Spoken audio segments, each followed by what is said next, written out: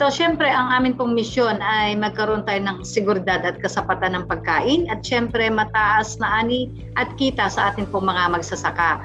So ito po yung aming mga estratehiya para po ma-attain natin yung ating goal at misyon ng kagawaran. Meron po tayong consolidation, modernization, industrialization, and professionalization. So yan po yung ating key strategies. Ito po yung ating pinaka-data ng Calabarzon wherein meron po tayong 274,000 na farmers na naka-record pa lang. Kaya amin pong in-encourage na sila ay magparehistro sa ating mga munisipyo para po sa ating registry system of basic sectors in agriculture na siya pong primary requirement para po maka-avail ng mga interventions ng Department of Agriculture.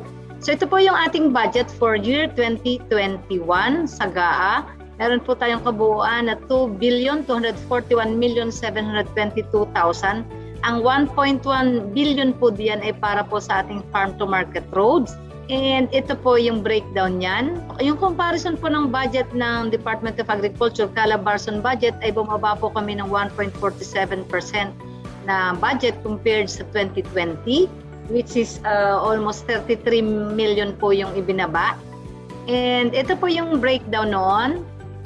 Farm-to-market road and po 1,159,600,000. And then sumunod po yung rice program natin. At pinakamaliit po kung makikita yung ating livestock program and organic agriculture program. Pero siguro po dahil sa karanasan natin sa ASF at iba pa hong kalamidad, lalaki na ho ang pondo ng ating livestock program sa mga susunod po na taon. And ito po yung pinupuntahan niyan.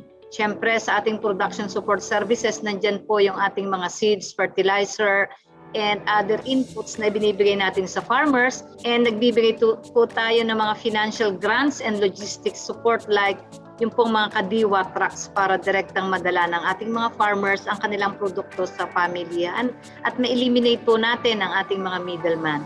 And syempre mga training at support sa ating mga local technicians na nasa local government units and pamamahagi ng mga agricultural machineries. Yung pong mga laboratories natin, ina-upgrade po natin dito sa ating stations. So meron din po tayong additional budget for this year, yung tinawag po nating Bayanihan 2 project, which amounts to 590 million pesos na mahigit. So yun po ay napunta dito sa mga sumusunod sa ating pagpapalayan, paglalagay ng mga multiplier farm, pagpapalaga ng mga baka na 100 ulo sa isang kooperatiba, pagpapatatag ng ating mga pangangalaga sa peste, sa ating pong high value crops, paglalagay ng mga modernong packing houses and cold storages. And meron po tayong urban agriculture project and pagtatayo ng mga trading post. And may mga iba pa hong mga programa. Nagtatayo po tayo ng mga building na mga multiplier farms na ating mga poultry and other livestock. Para po kapag marami na yan, pwede rin po natin ipamahagi sa ating mga farmers. And ito rin po yung pagpapaganda ng ating building at pag-upgrade para po sa ating Crop Protection Center. Dati po kasi yan ay nasa Los Baños, Laguna. So tinatayo po natin ito dito sa Lipa, sa Lares, at ito po ay sana'y matapos by June 30. And ito po yung sinusuportahan din natin yung banana industry natin. So nagbibigay tayo ng mga banana packaging house. And meron din po tayong mga construction din ng packing house for vegetables and may cold storage po yan nakasama. May multi-commodity processing center. So mga ongoing construction yan.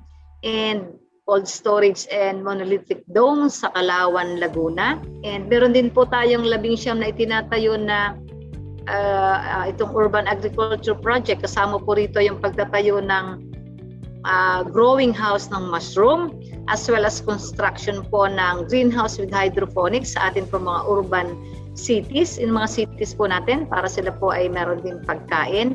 And mga provincial trading post, so ito po ay isa sa Sariaya, Quezon. Meron po tayong isa sa Malainin, Ibaan. Yan po ay sinimulan lang ngayong January and hopefully this June 30 itapos na po. And provincial trading post po natin sa Tanawan. And yun nga po yung sinasabi ko, may marketing logistics support po tayo. Ina-upgrade din po natin ang ating dormitory para po kapag pwede ng face-to-face, ang training po natin ay makakapag-house na tayo ng ating mga farmers and clients dito po sa ating opisina sa Lipa, sa regional office. Dahil kami nga po'y kalilipat lamang dito bilang ginawang regional office, ito pong Lipa Experimental Station noong last July, as well as yung other facilities po ng DA Region 4A ay amin po ini-improve, like po yung nasa Tanay Rizal.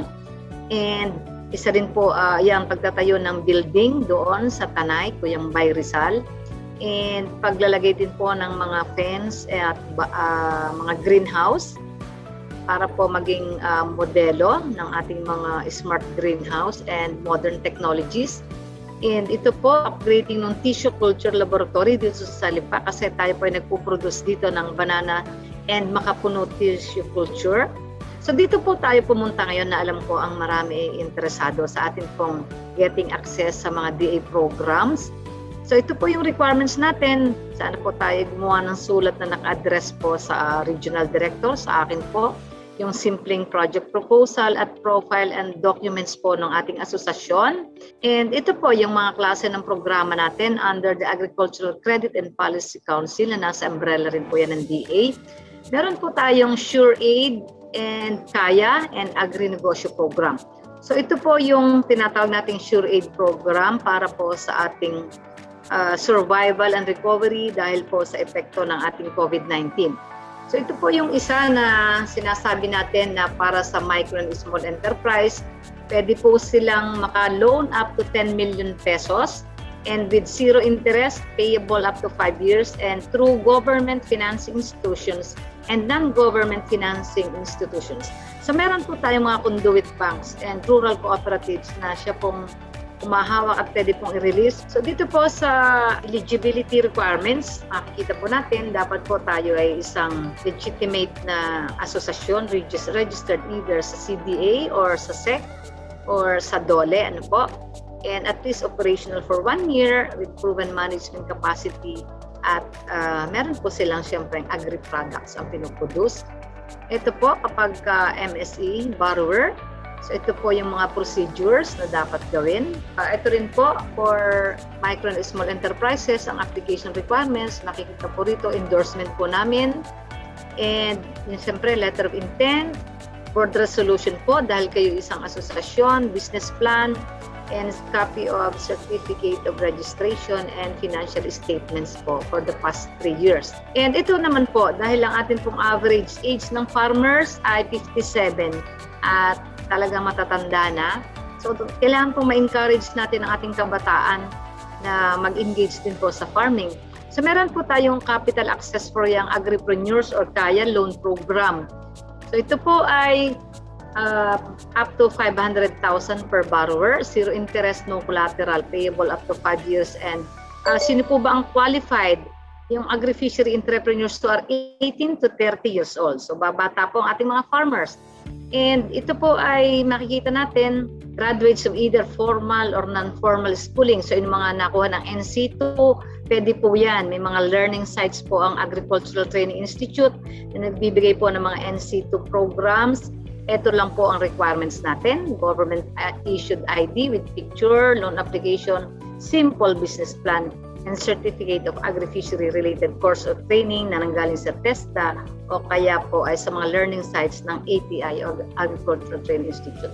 So ito po naman yung anyo negosyo para sa ating mga individual farmers or pwede rin pong association or organization and OFWs. So pwede po sila maka-loan up to 15 million, zero interest, payable up to 5 years and yun nga po, re-release sa GFIs and non-government financing institutions. So ito lang po ang mga requirements, kaya rin po nung nabanggit kanina, para po sa ating mga OFW at mga individual, ito po ay pwede pong up to 300,000 ang loanable amount. Documentary requirements, ito po, mga simple lang po. Pwede pong online ang pag-apply. So ito po yung mga steps, register sa online, attend po sa program briefing, mag-fill out ng form, and then attend business planning workshop through online. And then ayan na po ang atin pong procedure. Kung kailangan po natin ng iba pang mga impormasyon tungkol po dito, ang amin pong regional office ay nakatayo po rito sa Lipalang. Dito po sa halos makalampas lang ng Land Bank sa Marawi, Lipa City. Department of Agriculture, Region 4A.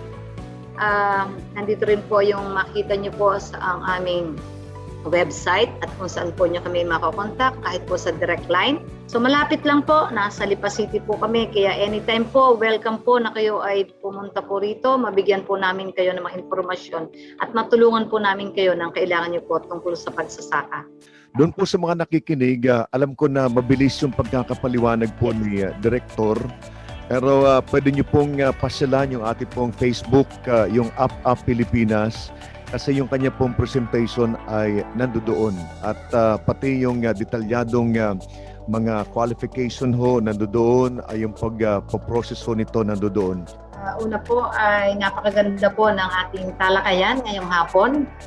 Talaga pong hindi po naman kayang ipatupad lahat ng Department of Agriculture ang aming programa nang wala po tayong partisipasyon ng ating private sector. Kaya napakaganda po at talaga pong tayo magkakatulungan. So kasama rin po ang AFP, ang ating kapulisan.